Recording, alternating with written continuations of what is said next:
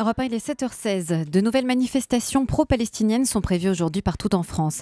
Celle de dimanche dernier avait dégénéré à Paris. Des incidents avaient éclaté aux abords de 2 synagogues. Des incidents et une question. L'antisémitisme progresse-t-il en France? C'est la question qui fâche ce matin sur Europe 1. Bonjour Joël Mergui. Bonjour. Merci d'avoir accepté notre invitation ce matin sur Europe 1. Vous êtes le président du consistoire central israélite de France. Vous ne vous êtes pas encore exprimé depuis les heurts aux abords de 2 synagogues parisiennes, alors que Céline le disait, de nouvelles manifestations pro-palestiniennes sont prévues ce soir. On craint évidemment de nouveaux débordements. Vous étiez, Joël Mergui, dans la synagogue de la rue de la Roquette dimanche dernier. Vous aviez déjà vécu une scène comme celle de dimanche ?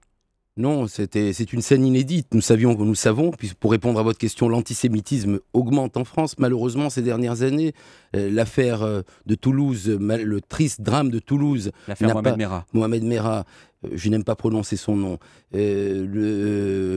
a malheureusement réactivé l'antisémitisme, contrairement à tout ce qu'on aurait pu penser.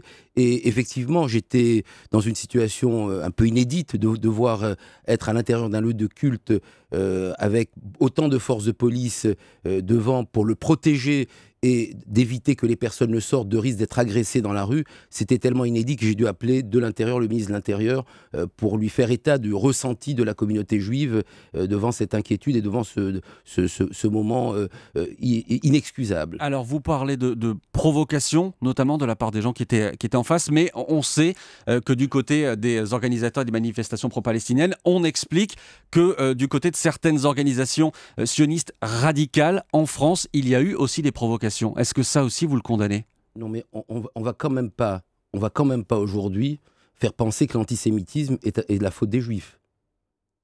Hein ? S'il y a dans la communauté juive des personnes qui s'expriment de façon extrême, nous le condamnerons, mais pour l'instant il n'est pas question qu'on fasse penser qu'une manifestation qui se termine place de la Bastille et où des personnes remontent jusqu'à la rue de la Roquette, à 10 minutes ou un quart d'heure à pied, hein, que c'est parce qu'il y a une provocation, hein, qu'on ne cherche pas aujourd'hui à nouveau des prétextes à des actes ignobles contre la communauté juive. On a beaucoup entendu ces derniers jours que certains cherchaient à importer le conflit israélo-palestinien en France. Est-ce que c'est ce que vous pensez ?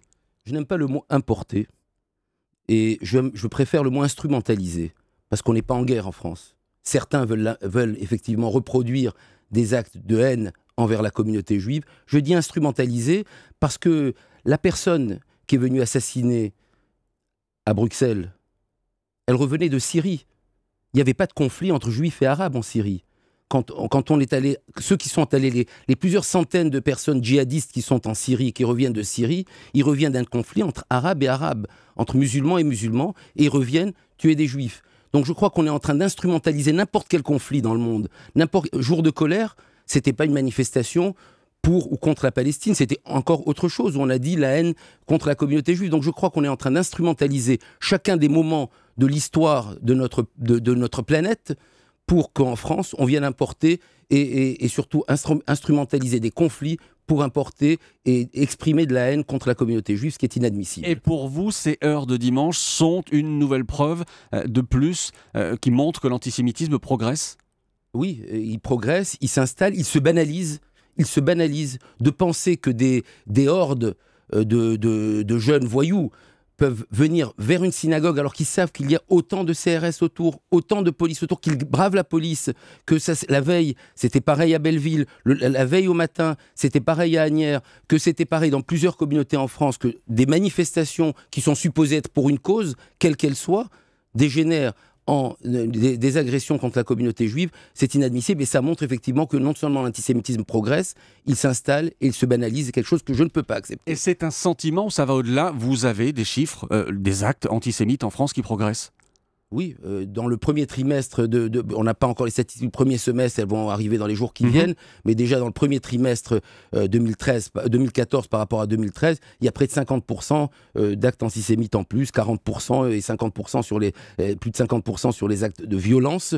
Et là, ce qui s'est passé, là, ça va augmenter encore davantage le nombre d'actes de violence. Alors, il y a ce qu'on voit, ce qui s'est passé à la Roquette, mais il y a des actes quotidiens. Il y a des jeunes qui ont été agressés samedi soir au sortir du synagogue. Il y a des actes qui sont déclarés, il y a des actes qui ne sont plus déclarés par les jeunes qui sont agressés. Donc je pense qu'on est en train d'atteindre un sommet qui fait qu'effectivement les pouvoirs publics font ce qu'ils peuvent, mais c'est, je crois, un appel à l'ensemble de la société pour que ça devienne une cause nationale. Aujourd'hui, nous sommes le 16 juillet, rappel de la rafle du Veldiv, et d'avoir des appels pendant toute cette semaine de personnes qui ont été déportées et qui se souviennent que dans les rues de Paris, qui entendent dans les rues de Paris aujourd'hui des appels de haine à la communauté juive et de haine contre les juifs, imaginez ce qui se passe dans l'inconscient de ceux qui ont vécu le 16 juillet 42. Alors vous cherchez des relais pour lutter contre cet antisémitisme, ça peut passer par l'école quand on sait qu'aujourd'hui déjà, par exemple, dans certains quartiers, c'est difficile d'enseigner la Shoah. Oui, alors c'est bien de le rappeler aujourd'hui particulièrement, dans certains quartiers c'est difficile d'enseigner la Shoah. Je pense qu'il y a la responsabilité de l'État qui est là pour protéger. Malheureusement, nos synagogues doivent être protégées. Imaginez ce que ça veut dire d'être au cœur, en France, dans la plus importante communauté juive d'Europe, de devoir prier sous protection ou d'avoir des écoles sous protection. Mais effectivement, il doit y avoir des relais. J'en appelle aux relais de tous ceux qui font l'opinion publique, des sportifs de haut niveau, des artistes, des imams, des enseignants dans les écoles et des parents. Des parents qui doivent avoir leur rôle éducatif. Et puis, j'ai beaucoup parlé ces dernières années de ce qui doit se passer aussi en prison, parce que la prévention de l'islamisme radical et du djihadisme, parce que c'est ça les mots qu'il faut utiliser aujourd'hui, doit se faire dans toutes les strates de notre société, si on veut avoir une société qui répond aux critères, effectivement, de notre démocratie. Vous comprenez tout de même ceux qui manifestent, ceux qui sont choqués quand ils entendent le nombre de victimes tuées sous les bombardements israéliens, ceux qui manifestent quand ils sont choqués parce qu'ils entendent qu'un jeune palestinien a été passé à tabac par un groupe de juifs extrémistes. Vous comprenez ceux qui manifestent en France? Mais je comprends ceux qui manifestent.